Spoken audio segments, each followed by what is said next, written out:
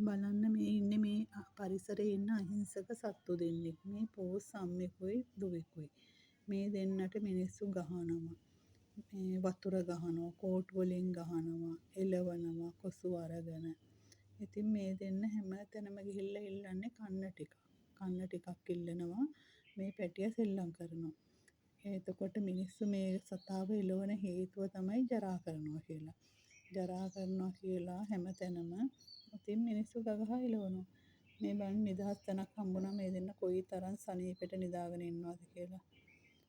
මට නම් තේරෙන්නේ ඇයි මිනිස්සු මෙහෙම ජරා කරන හේතුවම මේ හේතුවක් කරගෙන මේ වගේ සත්තුන්ට වද දෙන්නේ කියලා.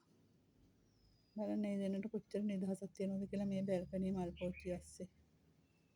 මේ දෙන්න හොඳට හුළඟ තියෙනවා මේ වෙලාවේ. මේ දෙන්න මේ හුළඟට සනීපෙට නිදාගෙන ඉන්නවා.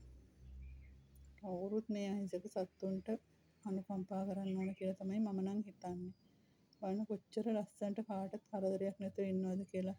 ජරා කරන එකට මට නම් තේරෙන්නේ නැහැ ඒක මොකද්ද කියලා. එහෙම හිතන්න.